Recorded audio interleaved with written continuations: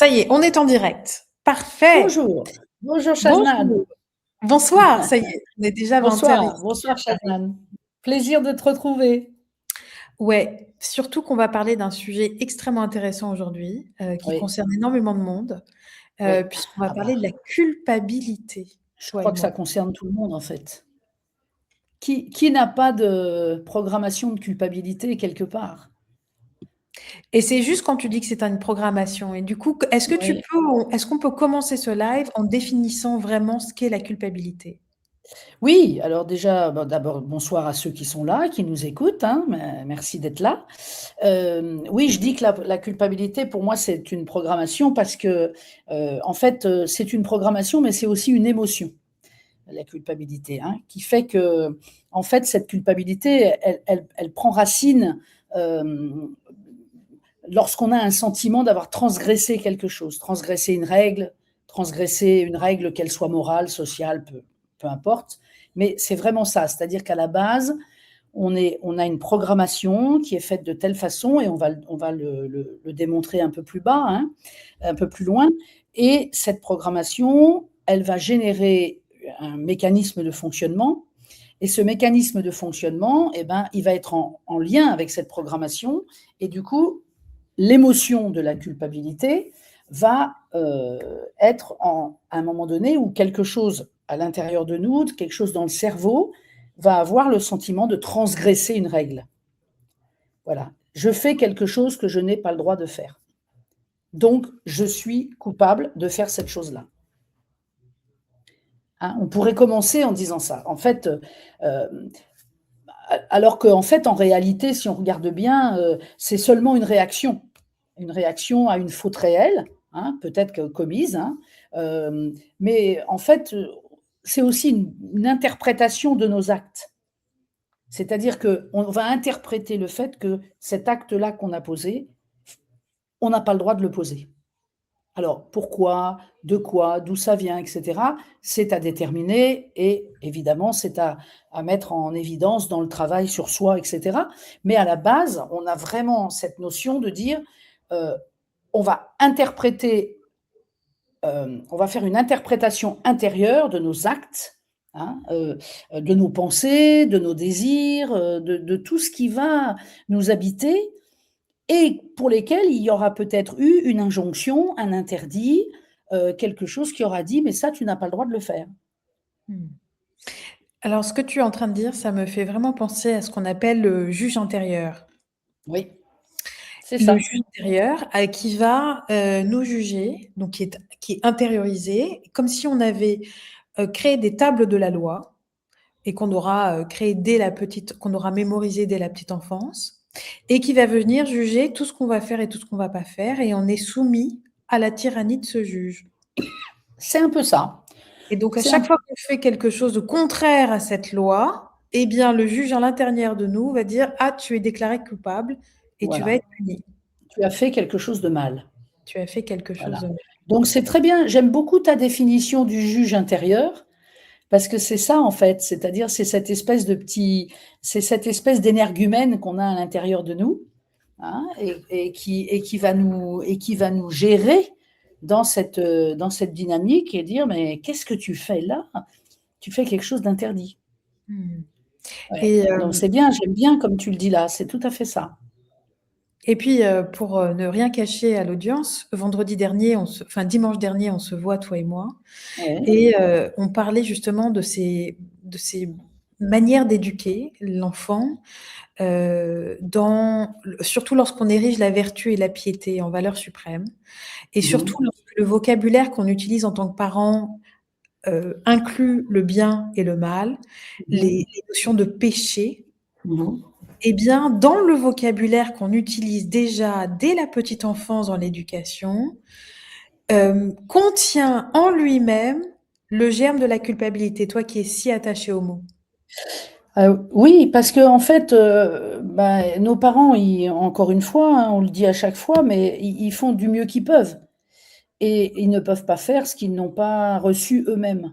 Donc, on pourrait dire dans ce que tu es en train de traduire que, évidemment, s'ils le font de cette façon-là avec leur enfant, c'est qu'eux-mêmes ont reçu ça en héritage de leurs propres parents.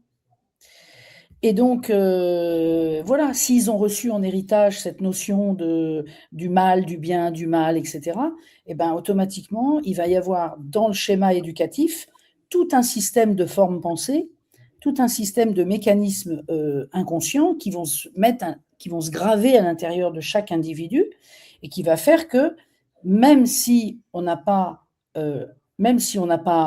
envie de dire que non, mais j'ai le droit de le faire, j'ai le droit de le faire, oui, j'ai le droit de le faire, mais au fond de moi, ce droit-là, il est quand même coloré de la culpabilité C'est ou du ça, sentiment de faire mal ou de c'est mal ça. faire, comme tu veux. Qui vient depuis la petite enfance et c'est ça qui est Oui, important. mais même parfois, même dans la gestation, on le trouve. Il y a des personnes avec lesquelles on trouve ça dans la gestation, dès la gestation.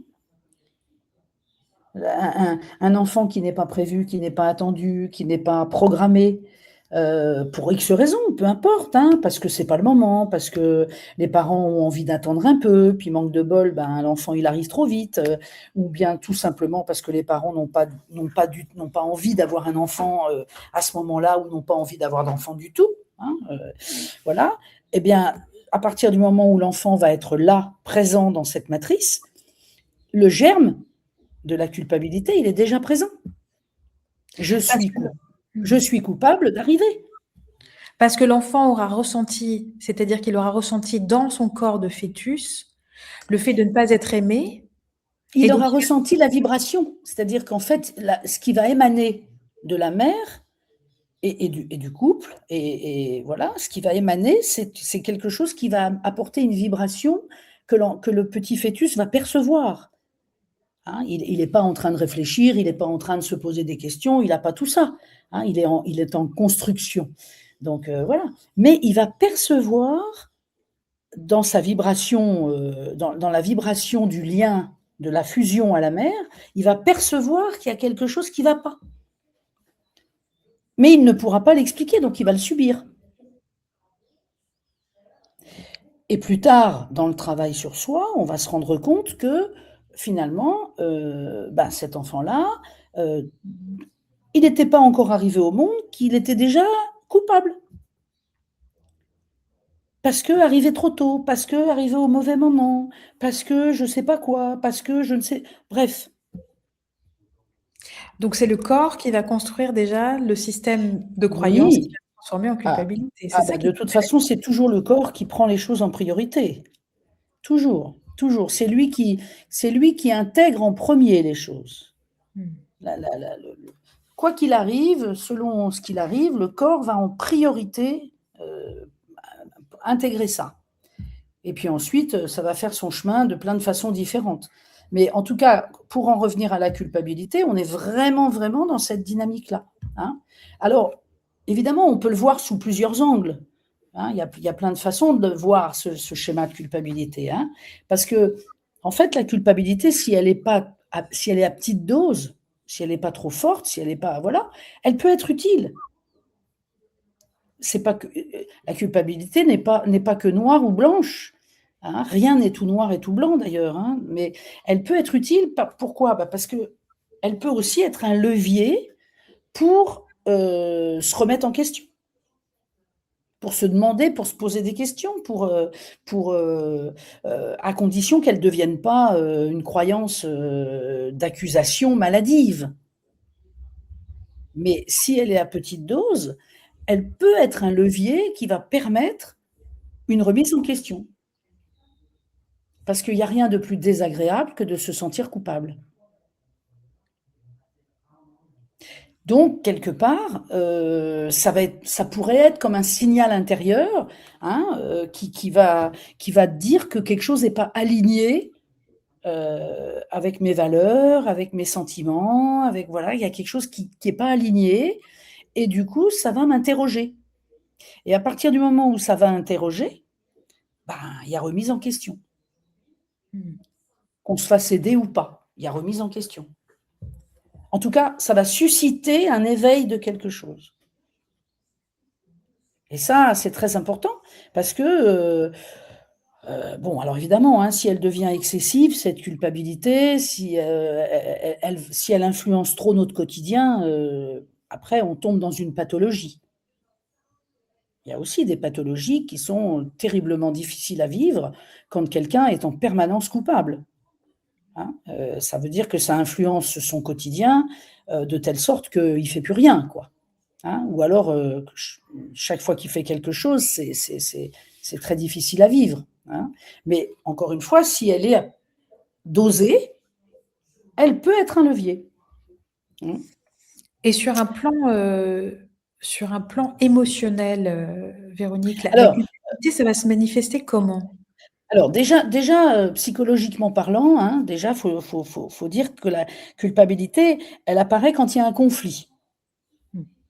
hein. Voilà, déjà, il faut qu'il y ait un conflit intérieur pour que la culpabilité apparaisse. C'est-à-dire que: «Tiens, c'est drôle, je me sens pas à l'aise avec ça», d'accord? Je me sens pas à l'aise entre ce que j'ai fait et puis l'image de ce que je pense devoir être. Voilà, donc ça va générer un conflit à l'intérieur de moi et ce conflit-là va provoquer un état de culpabilité. Qu'est-ce que j'ai fait ou qu'est-ce que j'ai pas fait? Hein? C'est pour ça qu'on peut se sentir coupable, sans avoir objectivement fait quelque chose. On peut se sentir coupable même sans avoir rien fait, sans qu'il y ait une action. Ça peut être une culpabilité de fond, quelque chose qui est là depuis toujours. Par exemple, si on reprend notre exemple de la gestation, si la culpabilité est là depuis le début de la gestation, ben, c'est depuis toujours et j'ai pas forcément posé un acte pour ça. C'est juste que je porte le germe de la culpabilité. Parce que j'ai perçu que j'arrivais pas au bon moment, que c'était pas le moment, que c'était trop tôt, trop tard, trop ci, trop là. Ça ne m'a pas été dit, mais ça a été pensé. Et là, on peut à ce moment-là, heu, on peut dire qu'à ce moment-là, la pensée est créatrice. Je pense, donc je crée quelque chose. Ma forme pensée va créer quelque chose. C'est quelque chose qu'on connaît ça. Je pense, donc je crée. Pour ça que c'est important de faire attention à ses pensées Et aux mots qu'on prononce. et aux mots qu'on prononce et parfois les pensées quand c'est compliqué, difficile et cetera, les pensées sont pas toujours faciles, elles sont pas toujours bien, elles sont pas toujours bonnes. Elles sont parfois difficiles. Alors il faut les reconnaître, parce qu'il faut pas non plus se voiler la face, donc il faut les reconnaître. Mais une fois qu'elles sont reconnues, il faut, travailler dessus pour pas que ça devienne une forme pensée qui va entraîner, quelque chose de négatif. Alors après pour répondre à ta question sur un plan émotionnel, le le souci c'est que la culpabilité elle est souvent mélangée, elle est souvent, un mélange de regret, de peur du jugement, d'empathie envers l'autre, d'un besoin de réparation, d'une peur de perdre l'amour ou, tu vois? Souvent, c'est sur le plan émotionnel, c'est ça. Donc elle va toucher autant à notre conscience morale qu'à notre besoin d'appartenance. Voilà, émotionnellement, quand on a du regret, bah, ça peut générer de la culpabilité. Je suis dans le regret d'avoir, comment dirais-je? Je suis dans le regret d'avoir, pas, pu, faire telle ou telle chose. Je suis dans le regret, donc étant dans le regret, ben, qu'est-ce que j'ai? Pardon, j'en trouve un tout petit peu ma fenêtre.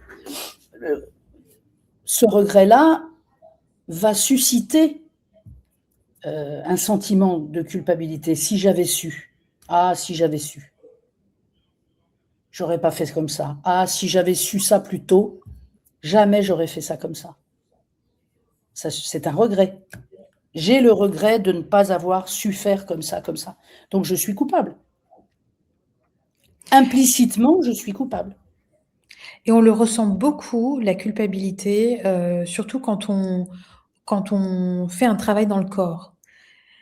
On sent vraiment, parce que la culpabilité, tu es d'accord, elle c'est cette émotion qui est liée, comme tu dis très justement, hein, au regret, à la peur, Mmh. à la peur de perdre, au besoin de réparation et cetera. On le Mmh. voit dans les figements dans le corps souvent. Ce sont des émotions quand même très destructrices, hein. Bah, ce sont des émotions qui paralysent. Oui. Je dirais pas destructrices. Alors encore une fois, si vraiment c'est trop fort et trop important, oui, ça peut aller jusqu'à la destruction. Mais je dirais que ça paralyse, ça fige, ça cristallise quelque chose. Qui fait qu'après, une fois qu'on a repéré que quand je fais ça ou quand je dis ça, je me sens coupable, parce qu'on a aussi une intelligence qui fonctionne, on a tout ça, donc OK, tiens, je me rends compte que là, je me sens coupable quand je fais ça, bah, on va plus jamais vouloir le faire. Donc on cristallise quelque chose qui va nous empêcher d'évoluer. Parce que c'est justement parce qu'on va le refaire qu'à un moment donné, on va finir par s'apercevoir du schéma répétitif qui en découle. Et que ça va certainement donner envie d'aller faire un travail sur soi, d'aller essayer de comprendre d'où vient cette culpabilité, quel est le germe et à quel moment ce germe, il est entré dans ma chair, parce que c'est ça en fait, hein, c'est un germe qui s'installe, qui fait que systématiquement, chaque fois que je suis là-dedans, systématiquement, ça se produit de cette manière-là. Mais alors, il y a une chose très intéressante, Véronique, alors avec laquelle je suis pas toujours d'accord et là, j'aimerais bien que tu développes. Parce que tu dis, parfois que la culpabilité sur un plan social, ça permet de maintenir les liens sociaux. Alors ça, c'est quelque chose que j'ai du mal à comprendre. Ouais, c'est-à-dire qu'en fait, il y a aussi quelque chose au niveau de la culpabilité qui peut jouer un rôle dans la vie collective, c'est-à-dire dans la vie avec les autres, hein. C'est-à-dire que, par exemple, elle va limiter certains comportements qui pourraient être vécus comme destructeurs. Par exemple, c'est-à-dire que quelqu'un qui va se sentir coupable, bah, va disons il va pas dire ça il va pas le dire comme ça, mais ça va limiter certains comportements. Si la personne n'avait aucune culpabilité, elle déborderait et ça pourrait faire des choses qui font du mal à l'entourage.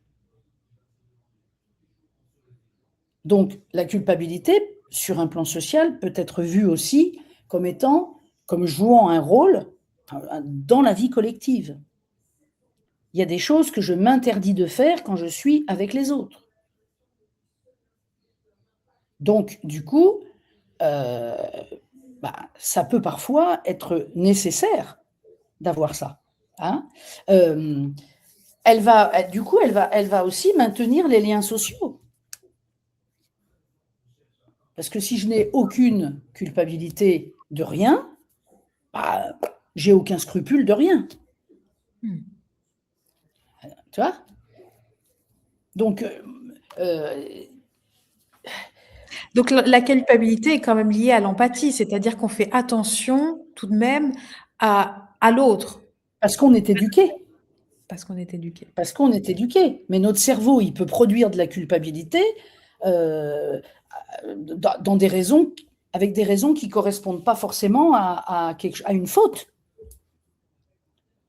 Par exemple, tu es dans un comité, tu es en train de discuter avec plusieurs personnes et puis il y a quelqu'un qui dit quelque chose et tu es pas du tout en accord avec ce que cette personne est en train de dire ou ça te choque ou je sais pas quoi. Mais tu as été éduqué pour ne pas faire de réflexion. Donc, si tu te mets à faire des réflexions, tu vas te sentir coupable, mais du coup, tu vas parce que, par exemple, tu vas dire: «Bah, OK, moi j'ai peut-être été éduqué comme ça, mais moi je suis désolé, c'est insupportable, donc il faut que je puisse dire des choses». Donc tu vas nommer quelque chose, mais comme tu vas te sentir un peu coupable de nommer quelque chose parce qu'on t'a appris qu'il fallait pas le faire, tu vas minimiser ce qui pourrait être beaucoup plus destructif. Tu vois dans quel sens je le mets? Oui, je le vois beaucoup surtout dans la relation à la famille, par exemple. Oui, Ça, c'est très, très flagrant.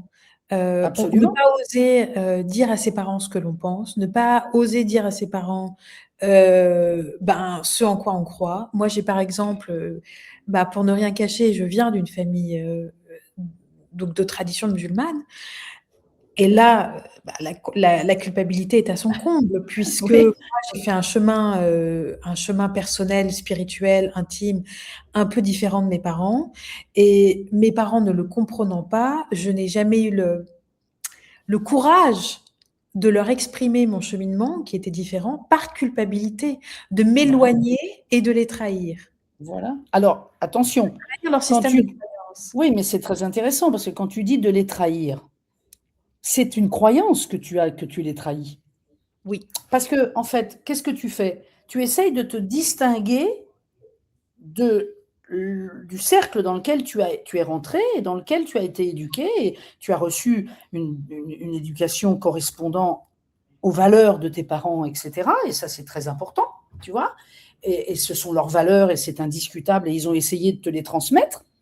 Et puis toi, quelque part à l'intérieur de toi, tu as quand même aussi ton libre arbitre. Tu as aussi ton propre cheminement personnel, hein. Tu es venu pour faire quelque chose. Tu es pas venu pour suivre de comme un petit mouton, l'éducation que tu as reçue de tes parents. Donc tu vas un petit peu, à un moment donné, prendre un chemin qui va être le tien. C'est ce que tu viens d'expliquer, hein, très simplement. Et tu vas te sentir coupable de prendre ce chemin. Et du oui. coup, et là, on est dans le social. C'est-à-dire que du coup, comme tu vas pas oser leur parler, bah, tu vas pas créer de lien avec ce qui te porte et ce qui te fait vibrer. Tu vois? Et le truc à son comble, c'est que du coup, la culpabilité va se transformer en trahison. Mmh. Je trahis l'éducation que j'ai reçue. Mais je trahis rien du tout. J'ai reçu une éducation, mais je ne suis pas obligée de l'appliquer à la lettre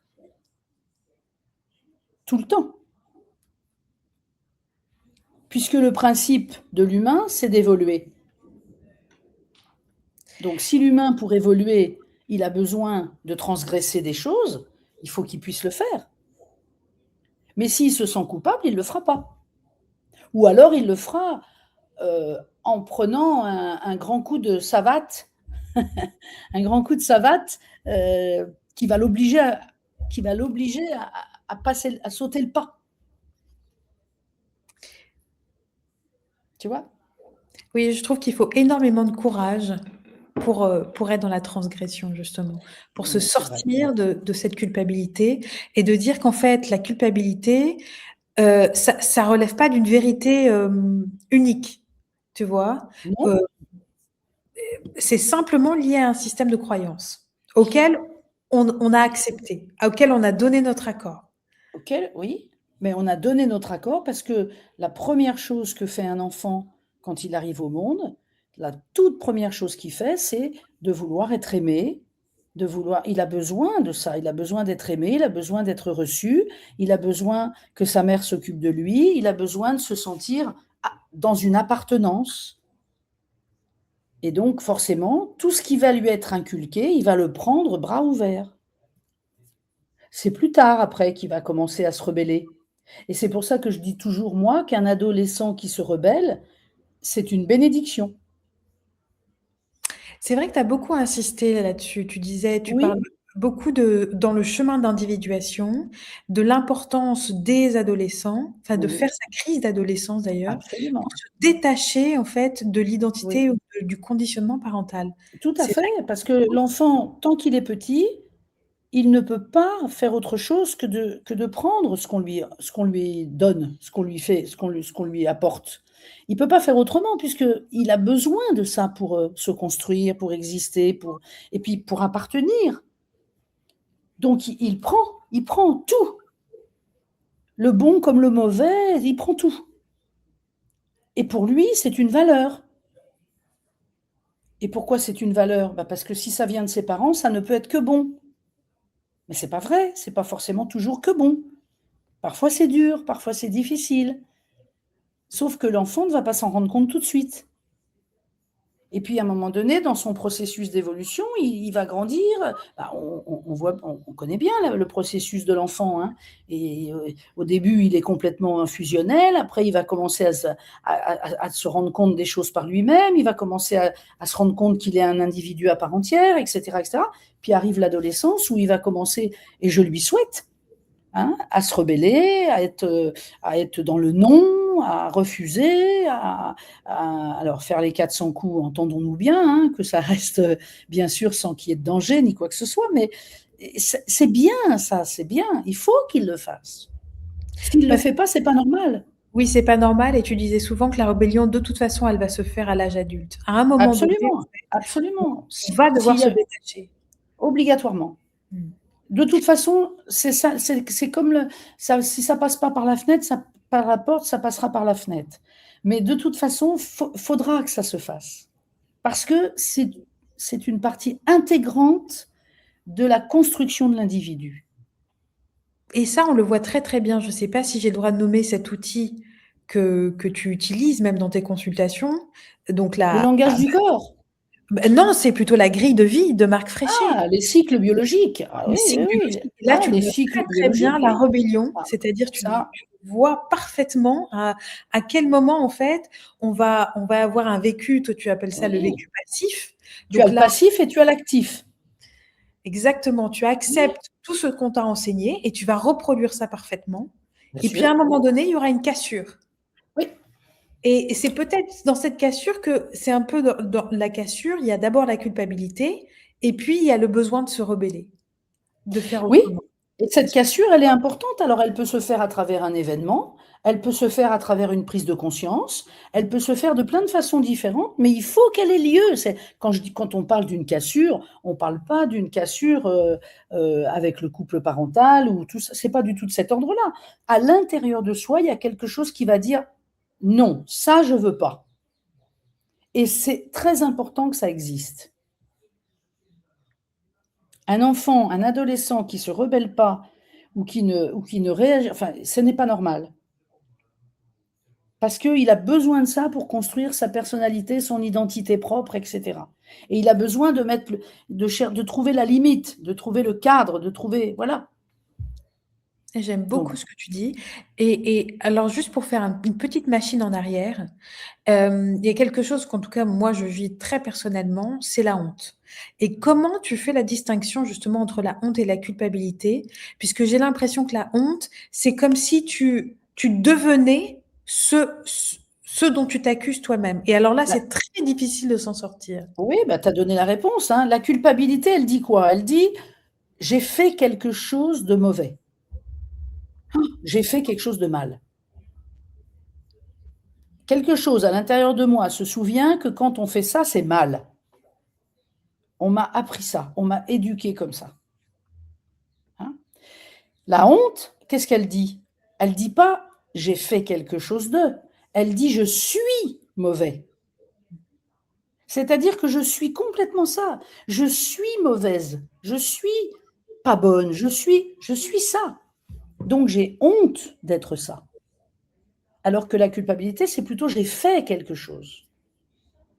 Donc avec la honte, c'est exactement ce que tu viens de dire, on devient ce que nous croyons être. Mais en réalité, heu, la culpabilité, elle est souvent liée à notre conscience de l'impact. Ce qui est intéressant, c'est de voir que la culpabilité, elle est souvent liée, pardonnez-moi, à la conscience de l'impact que l'on va avoir sur les autres. J'ai Par besoin exemple, c'est la réaction des autres. Par exemple, on va dire quelque chose.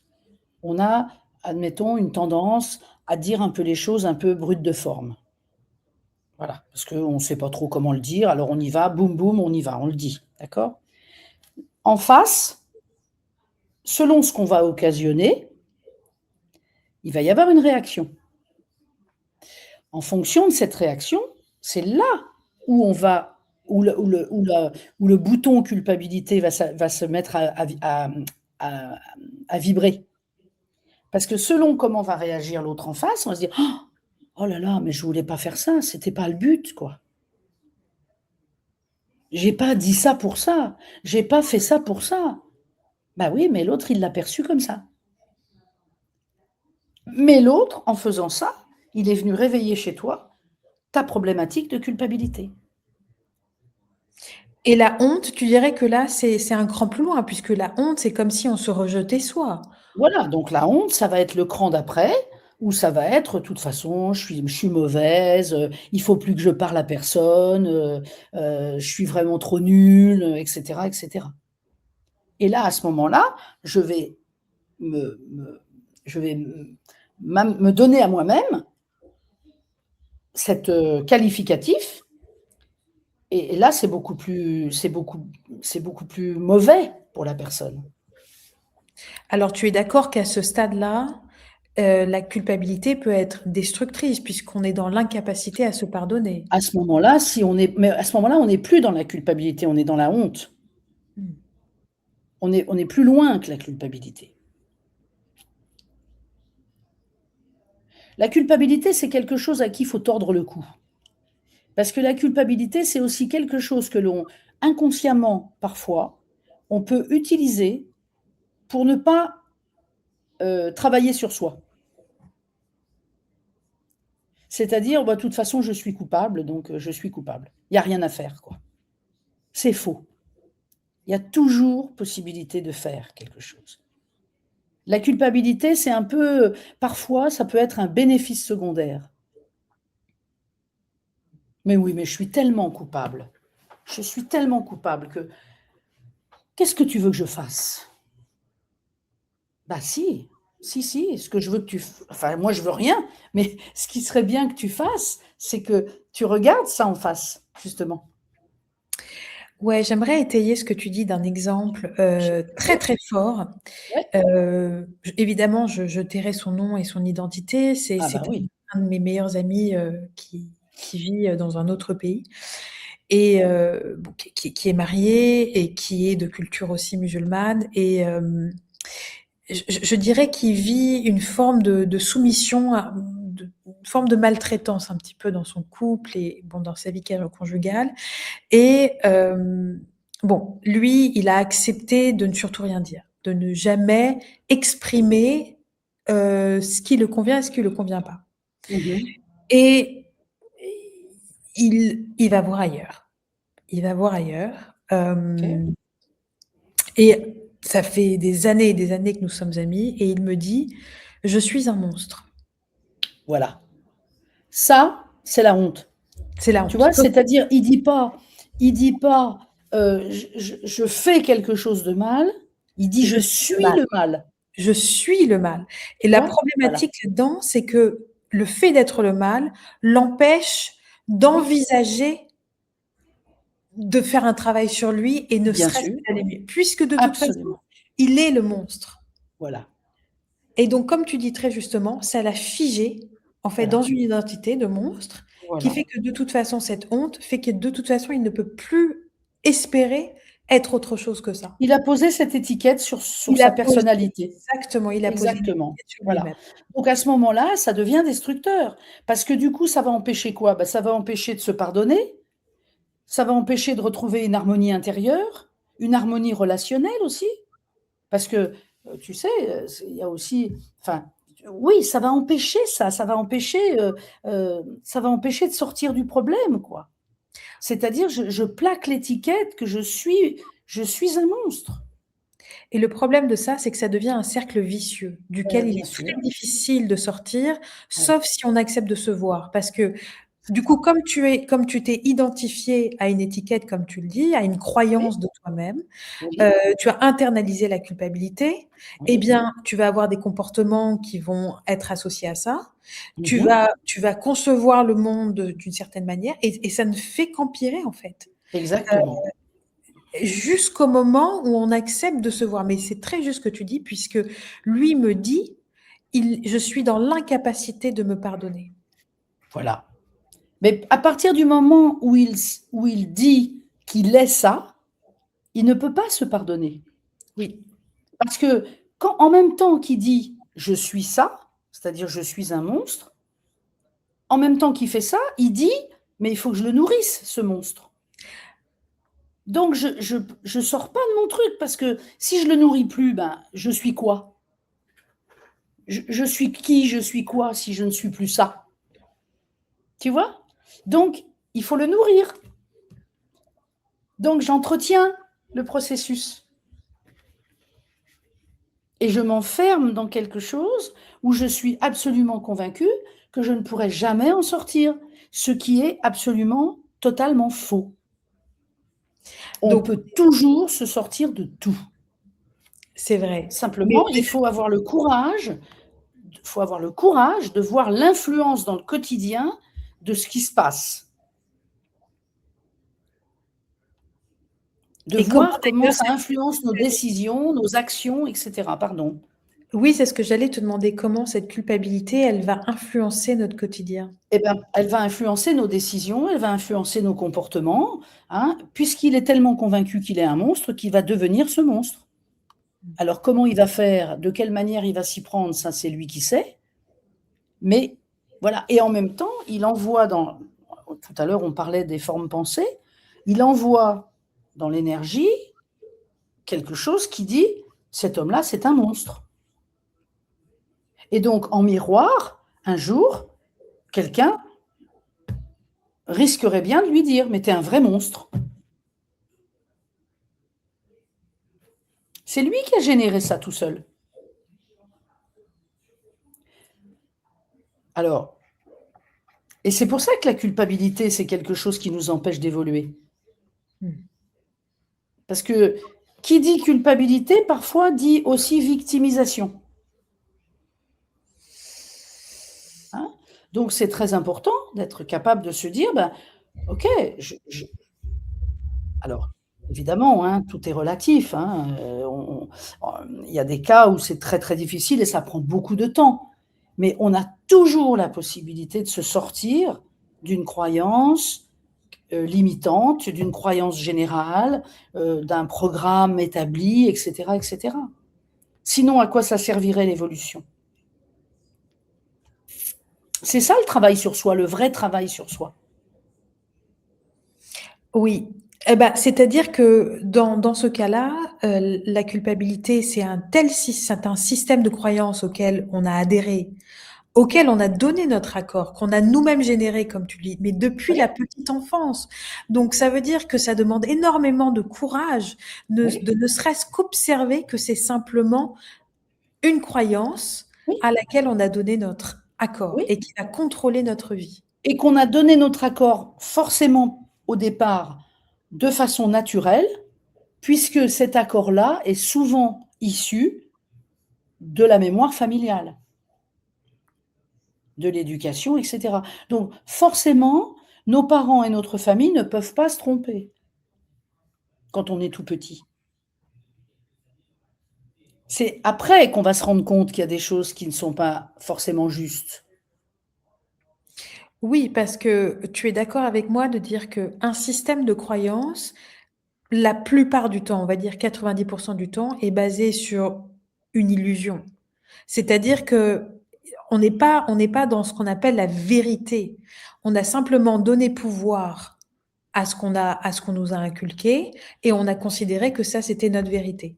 Puisque, par Mmh. exemple, mon ami dit tromper sa femme, bah, c'est forcément mauvais et être père de famille, je dois être soumis à ce que ma femme me dit. Je ne peux pas dire non, je ne peux pas m'interposer, je ne peux pas exprimer mes ressentis.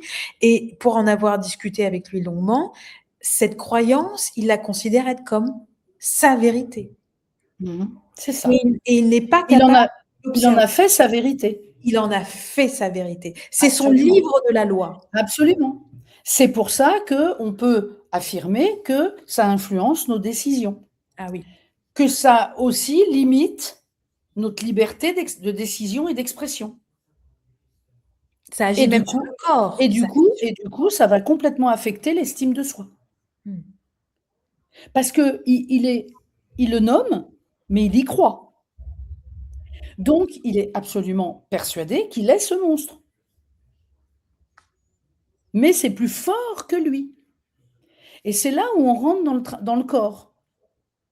À partir du moment où c'est plus fort que soi, alors qu'on a compris, alors qu'on a fait l'analyse, alors que notre cerveau a fait les liens et tout ça, à partir du moment où c'est plus fort que soi, c'est que là, c'est dans le corps qu'il y a un problème. C'est qu'il y a une mémoire, une cristallisation, quelque chose qu'il faut aller chercher dans le corps. D'ailleurs, ça se manifeste par quel type de trouble, cette culpabilité dans le corps? Bah, ça peut se manifester par de stress, par de l'anxiété, par une fatigue mentale, un trouble du sommeil, plein de choses comme ça, de la rumination. Tu as des gens qui ruminent, ils ruminent tout le temps, tout le temps, tout le temps, tout le temps. Le cerveau, il reste bloqué sur des scénarios passés. J'aurais dû, si j'avais su, etc. Ça peut se manifester de plein de façons différentes. Mais en même temps, quand tu es en train de te dire si j'avais su, j'aurais pu, j'aurais dû, etc., tu n'es déjà pas dans la. Tu es un peu dans le mensonge vis-à-vis de toi-même, puisque c'est plus fort que toi. Tu sais, moi, dans quoi est-ce que je le vois beaucoup, la culpabilité? Et je pense que tu seras d'accord avec moi. C'est souvent, je parle des cuirasses du corps. Et alors là, tu vois la culpabilité dans toutes les cuirasses. Oui. Donc les cuirasses qui ont été conceptualisées par William Reich, mais c'est Mmh. la cuirasse d'appartenance et d'identification. Et Oui. les cuirasses les plus intenses, et moi je les ai, hein, c'est la cuirasse du mal-aimé et la Oui. cuirasse du corps bafoué. Donc Oui. souvent, tu les vois dans la posture, c'est-à-dire c'est souvent des gens qui ont une posture de Oui. soumis. Ils ont le monde sur leurs épaules. C'est ça. C'est le principe du bossu. Il porte le monde sur ses épaules. D'ailleurs, c'est toujours très, très intéressant d'étudier l'handicap. Qu'est-ce que vient nous dire l'handicap quand un enfant naît handicapé ou quand il y a un handicap qui survient, c'est toujours très, très intéressant. Parce qu'il y a quelque chose de cet ordre-là. L'enfant va porter le poids de la problématique familiale. Comme un gros pavé qu'on se passe de génération en génération. Ah, donc la culpabilité, tu dirais qu'elle s'hérite aussi même à travers le Elle transgénérationnel. peut, elle peut, elle peut. Si tu prends, je ne sais pas moi, toute une lignée de femmes qui se sentent coupables parce que un jour, il y en a une qui a décidé qu'elle n'écouterait pas son mari et qu'elle ferait ce qu'elle a envie. Bon, alors tu remontes à loin en arrière, hein, d'accord, avant que la femme soit un peu plus autonome. Bah, de génération en génération, ça va se retransmettre. Alors évidemment, ça s'exprimera jamais de la même façon, mais ça va se retransmettre, se retransmettre, se retransmettre, et ça va arriver jusqu'à toi à un moment donné. J'ai un autre exemple à te soumettre. Tu me dis si ça fait Formidable. partie de la culpabilité. Bon, dans la mémoire du corps, tu peux aller dans le transgénérationnel et on voit souvent, bah, c'est vraiment une problématique actuelle, des femmes par exemple qui ne peuvent pas enfanter aujourd'hui et tu Oui. vois dans les générations précédentes, soit la grand-mère ou l'arrière-grand-mère, qui Mmh. a ressenti la culpabilité, tu le vois beaucoup Oui. dans le parasitage, la culpabilité par exemple d'avoir perdu son enfant. Et Oui. donc, ça va se retraduire 2 ou 3 générations plus tard par l'incapacité à enfanter. Oui. Donc là, on est dans la culpabilité plus. Complètement. Complètement. Mmh. Complètement. Ça va se transmettre. Ça ne s'exprimera pas de la même façon, mais c'est la même chose qui se retransmet. Et donc Eh ça oui. veut bien dire que ce système de croyance, il est hérité et le corps l'a bien mémorisé. Ah, mais complètement. Le corps le mémorise complètement. Bah, de toute façon, les choses passent par le corps, hein. Là-dessus, aujourd'hui, ça c'est plus à prouver. Il y a des tas de scientifiques, des tas de chercheurs, des tas de médecins, des tas de gens qui le prouvent, qui le montrent, qui le démontrent. Et ce qui est très étonnant dans la culpabilité, Véronique, si tu es d'accord avec moi, c'est qu'en fait, on est les seuls êtres qui vont payer à de multiples reprises des erreurs qu'on a considérées qu'on aura commises. C'est-à-dire que la culpabilité, c'est que tu payes l'erreur à chaque fois. Bah, tu Or, payes quand on est coupable, il faut payer la facture. C'est ça, mais souvent on paye l'erreur qu'une seule fois. Or, la culpabilité te le fait payer à chaque fois. Donc c'est l'enfer comme état d'esprit, en vérité.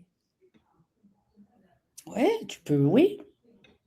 Oui, je ne sais pas si on le paye à chaque fois, mais enfin, en tout cas, il y a des moments où où on a, oui, où on va payer une facture, même si c'est pas nous qui avons fait la dépense. C'est ça, et c'est surtout qu'en plus, on a le juge en soi et la victime. Donc Mmh. le juge va décréter, eh bien, qu'on a fait une erreur, et la victime va se sentir coupable. Mmh. Et Et si tu donc la veux, victime va payer la facture. et la victime va à chaque fois payer la facture. Et Et c'est le c'est cercle. normal puisque de toute façon elle est victime. Exactement. Mmh. Mais si tu veux, moi, quand je réfléchis à la culpabilité, la première chose qui me vient, c'est que ça nous empêche vraiment d'être vivants. Parce que quand tu es vivant, quand tu es un être vivant à part entière, tu vas exprimer ce que tu es vraiment, au risque de décevoir, au risque de même Alors pas être conforme à ce qu'on attend de toi. oui, Tu vas pratiquer ce qu'on appelle l'art de la sincérité.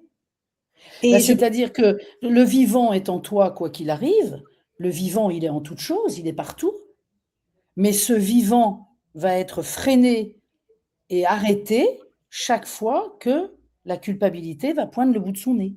Oui, c'est ça, cet élan vital, et tu es Oui. d'accord avec moi de dire que notre plus grande peur en tant qu'être humain, bah, c'est justement de ne plus être conforme, de ne plus être accepté. Je dirais que De c'est ce qu'on redoute le plus, hein? Bah, de plus correspondre à ce qu'on attend de nous. Regarde au niveau professionnel, par exemple, on rencontre beaucoup ces choses-là sur le plan professionnel. Je dois être conforme à ce qu'on Dans les attend. entreprises, certes, dans les entreprises, dans tout ça, on doit être conforme à un certain nombre de choses, on doit répondre à des objectifs, on doit respecter ceci, cela. Et quand on ne le fait pas, eh ben, on est réprimandé. Vous n'avez pas rempli vos objectifs. Bon. Donc Et pourquoi? Et pourquoi, en fait, derrière ça? Et donc la personne, il va falloir qu'elle se justifie, qu'elle explique, qu'elle et cetera. Et bon, vous n'avez pas rempli vos objectifs. et on Donc attend vous êtes même pas coupable. qu'on le dise. Parfois, on s'auto-censure ou on s'auto-punit soi avant même d'avoir Oui, reçu la sentence. alors bien sûr, donc c'est tout va se mettre en place à ce moment-là. La personne, elle va entendre: «Je n'ai pas rempli mes objectifs, donc je suis coupable». C'est ça. Donc en fait, on s'est construit une image de perfection à laquelle on n'arrivera jamais, qu'on n'arrivera jamais à atteindre. Et donc, n'étant pas parfait, on va se rejeter. On ne va pas parvenir à se pardonner. Ouais. C'est-à-dire qu'en fait, on s'est créé une image à laquelle on n'arrivera jamais à se conformer. Et donc, on va toujours échouer. Alors, on s'est créé une image, ça dépend beaucoup de l'éducation qu'on a reçue, hein, ça dépend beaucoup de l'éducation familiale, des normes sociales, des croyances aussi, des cultures, C'est hein, ça. des cultures, voilà, hein, des attentes professionnelles ou affectives aussi. Pour Et, être, et- pour avoir on a vu ça des fois enfin, je pense à quelqu'un en particulier, il faut toujours être, c'est un couple dont l'homme avait une très, très grosse entreprise, dans laquelle, il côtoyait vraiment du très, très beau monde et souvent, c'était des dîners, des cocktails, des machins, des trucs, bon, très bien et en fait, sa femme devait toujours être, mais plus qu'impeccable. C'est-à-dire si elle avait un petit bouton un soir de cocktail, elle allait pas au cocktail. Ou alors il fallait mettre, plein de trucs pour, tu vois? Ça allait parfois, ça allait jusque-là et cette femme elle était pas malheureuse. Elle avait une vie de rêve. Elle dormait dans les plus beaux palaces, elle voyageait dans les plus beaux avions, tout ce que tu veux. Mais fallait toujours qu'elle soit d'une certaine façon.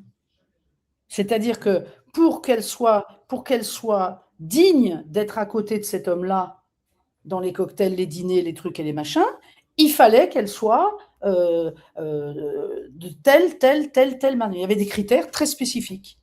il Parce que faut c'était l'image, parce que c'était le regard des autres, parce que c'était, voilà. Et le regard des autres, la pensée des autres, et tout ça, ça joue énormément.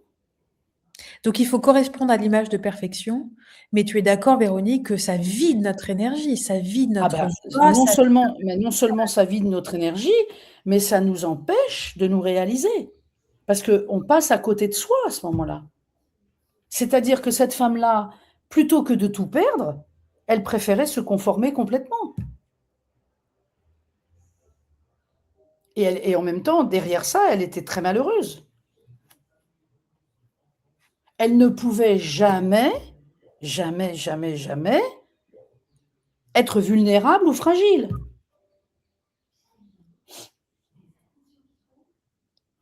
Par horrible. exemple, par exemple.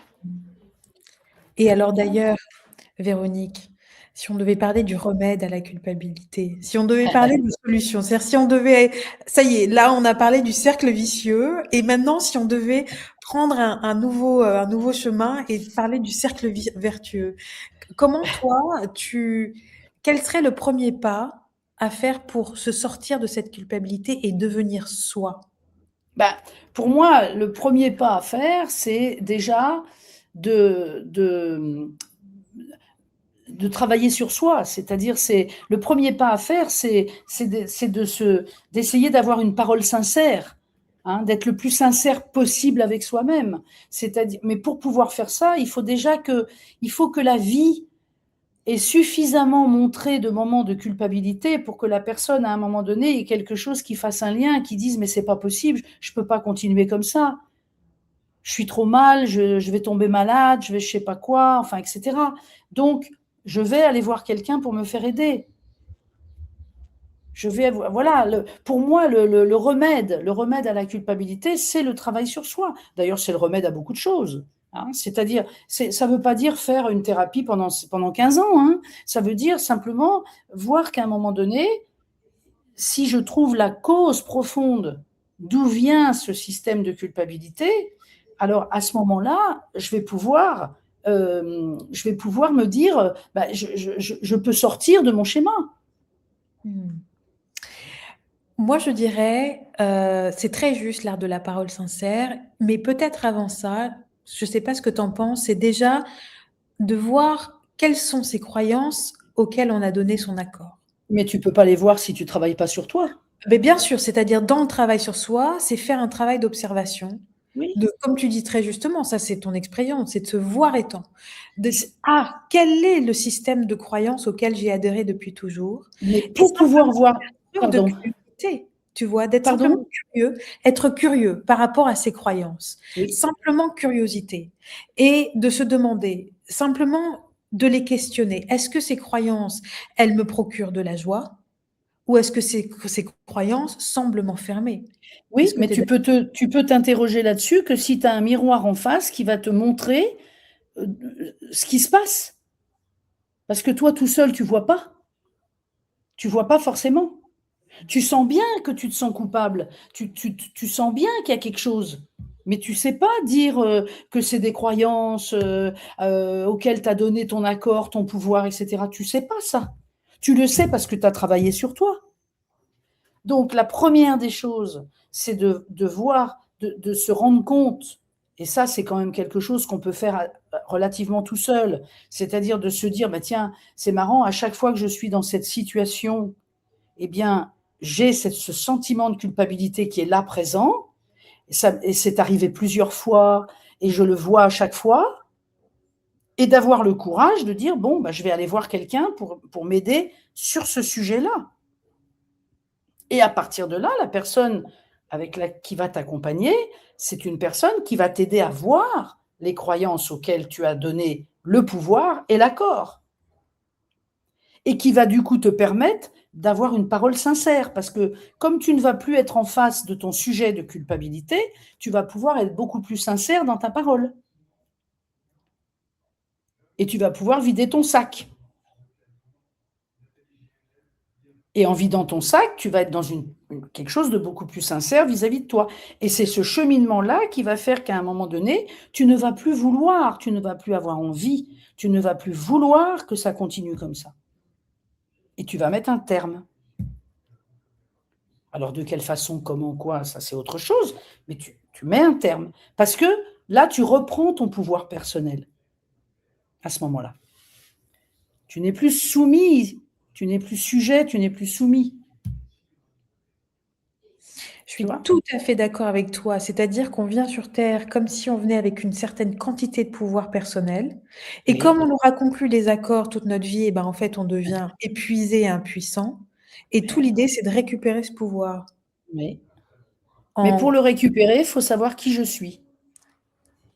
Qui suis-je en dehors de ce qu'on m'a inculqué? Et le qui suis-je, il ne peut se travailler que en étant accompagné.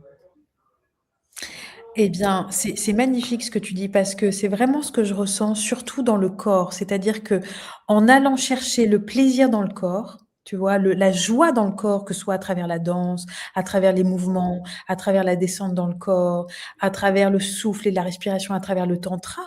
Moi qui suis de culture musulmane, le tantra, c'était considéré un peu comme le blasphème. Je constate que je reçois tellement d'énergie Oui, qu'en fait, j'arrive à transcender cette culpabilité. oui, Parce que mon corps me dit: «Ça y est, tu es sur la bonne voie, tu es sur la bonne direction». oui, parce que tu sens que c'est bon pour toi C'est bon pour moi, et exact. qu'à un moment donné, même si quelqu'un te dit: «Mais enfin, toi, comment ça se fait que tu fais ça? Tu sais très bien que c'est pas du tout, ça va pas du tout» et cetera. Ça glisse, ça glisse parce qu'il y a quelque chose qui est au-delà de ça maintenant, te con en ce qui te concerne, par exemple. C'est pour ça que, le remède, c'est le re un ment il faut trouver il faut que l'accompagnement soit quelque chose de ponctuel qui va permettre d'aller travailler cette zone-là et puis après, peut-être ça fera naître d'autres choses et la personne fera ce qu'elle a à faire. Mais pour ce qui concerne la culpabilité, c'est travailler cette zone-là, c'est-à-dire à quel moment la culpabilité s'empare de moi et me sclérose, m'empêche, me paralyse. Ah, c'est Tout une en belle étant dans cette conscience que elle me parfois, elle me permet aussi d'éviter des gros problèmes, comme on l'a dit plus haut tout à l'heure, voir le curseur. voir le curseur. Rien n'est jamais tout noir et tout blanc. Tout est noir et blanc. Tout est ombre et lumière, même dans la Oui, culpabilité. bien sûr. Comment tu voudrais conclure ce live, Véronique, avant qu'on annonce le prochain live? Eh bien, écoute, je crois qu'on a dit beaucoup de choses, hein. Moi, ce que je voudrais peut-être conclure, c'est juste de dire que, c'est important de ne pas considérer le travail sur soi comme un labeur. Ou comme quelque chose, «Oh, il va falloir encore aller», moi j'ai des gens qui me disent ça parfois. Ils me disent: «Oh mais j'ai pas envie d'aller gratter encore, d'aller remuer tout ça». C'est pas ça le travail sur soi. Le travail sur soi, c'est un chemin. C'est-à-dire c'est je vois bien dans ma vie que telle et telle chose m'empêche de me sentir bien, ben, je vais accepter de faire un petit bout de chemin, peut-être 100 kilomètres, 150 kilomètres, peu importe. Je vais accepter de faire ce petit bout de chemin parce que là, je sens bien que si j'arrive à sortir de ça, alors je vais quand même aller je vais être plus proche de ce que je suis. C'est comme ça qu'il faut vivre le travail sur soi. Oui, j'ai beaucoup ce genre de remarques aussi, de la part des personnes Oui, et pourtant le chemin de travail sur soi, qu'il soit dans le corps ou dans l'intellect, doit procurer beaucoup de joie. Je crois oui que c'est et le le curseur, c'est la joie. oui et le c'est en ça que je dis que le travail sur soi ne doit pas être un labeur. Oui, oui, parce que si je dois continuer ce que tu dis, ce que moi je ressens en tout cas quand plus je travaille sur moi, c'est que j'ai l'impression de rassembler toutes ces parts de moi et de Oui, voir la beauté dans ces parts de moi. oui. Tu vois? De Mais quand juste tu rassembles toutes ces parts de toi, tu te reconnectes à toi exactement. et voilà et il y a des moments où tu voilà et c'est comme c enfin, oui, c'est ce que j'ai envie de dire. Je pense que c'est très, très important. Osons surtout aujourd'hui dans ce que nous vivons et dans ce qui se passe, osons regarder les choses, osons nous regarder vraiment, osons se dire: «Ben, OK, là, j'ai peut-être besoin de faire un petit peu d'accompagnement quelque temps, hein, pour pouvoir, c'est quoi l'objectif? L'objectif, c'est de passer un cap supplémentaire, c'est de monter une marche de plus. Une marche de plus dans mon chemin d'évolution. Voilà, que ma conscience soit plus aiguisée encore, pour être au plus proche de ce que je suis, réellement au plus profond de moi-même. C'est très beau. Merci beaucoup Véronique. Est-ce que tu Ben, voudrais qu'on annonce le prochain ah ben, sujet? je t'en prie. Non seulement je veux, mais ça me semble vraiment important. Alors on va continuer dans nos discussions et cette fois-ci, on va parler du corps. Et Oui, pourquoi est-ce qu'on dit que le corps est la clé de la transformation? oui, parce qu'il est vraiment la clé de la transformation. Ouais. Donc ça, je me réjouis beaucoup de vivre ce moment avec toi. C'est vrai que c'est sympa ces discussions, j'aime beaucoup. Et ça sera le 1er juillet à 19h30, hein, et ça sera sur ma chaîne YouTube à ce moment-là. C'est Yes, c'est ça, hein? yes. Ça y est, on va démarrer ta chaîne YouTube et Ouais, super. espérons Enfin, que elle existe déjà, mais on va on parce va qu'on on peut l'agrandir. oui, on peut retrouver les autres lives sur cette chaîne déjà, hein? Oui. Les autres moments de discussion qu'on a fait, qu'on a commencé, on les trouve, sur ta chaîne, sur la mienne, et cetera. Et vraiment, le seul objectif de toutes ces discussions, c'est de simplement faire prendre conscience aux gens que quelle que soit quel que soit ce qu'ils vivent, quelle que soit la gravité ou la douleur de ce qu'ils vivent, de ce qui se répète à chaque fois, il y a un chemin d'évolution. C'est-à-dire, on peut se sortir de tout, Il y a un tout. possible, il y a un chemin des possibles. Il y a un chemin des possibles. Quoi qu'il arrive, il y a un chemin des possibles, même quand c'est très, très dur. Après, ça ne veut pas dire que c'est facile, mais il y a toujours un chemin des possibles. Et ça, il faut s'accrocher à ça pour tenir, pour y arriver, quoi. Hein? Voilà. Et je trouve ça plutôt réjouissant parce que ça veut dire qu'on a toujours l'opportunité de pouvoir avancer et grandir. Ah oui. Oui, oui, Oui, oui. Et et ça, oui, c'est une conviction que le corps m'apporte. Tu vois? C'est pas simplement oui, une croyance du mental, c'est oui, une conviction que l'on ressent très profondément dans le corps. oui. C'est là la différence. Et c'est là où ça va être où notre prochain partage et notre prochaine discussion va être riche parce que tout ce qui ne passe pas par le corps n'est pas totalement intégré. Puisque le corps, c'est la première des choses qui a existé au moment même de notre conception. Nous sommes un corps à la base. C'est la première des choses. Mais on en parlera le 1er juillet. Exactement. Merci Véronique. Merci Chaznan, merci à toi et merci à tous ceux qui étaient là, Ils sont là pour nous écouter. qui sont là pour nous écouter. Ouais. Je vous Moi, embrasse j'aime très beaucoup ces moments-là parce que c'est juste une envie de transmettre, une envie de partager les oui, expériences, les avancées, le chemin. bah, c'est une passion qu'on partage à 2 puisqu'en fait, on le Oui, ressent surtout. exactement. On ne partage Ouais, que ce qu'on ressent. exactement. Merci à Merci toi. Véronique. Merci à tout le monde. À bientôt. Au revoir. À bientôt. Yes! Superbe!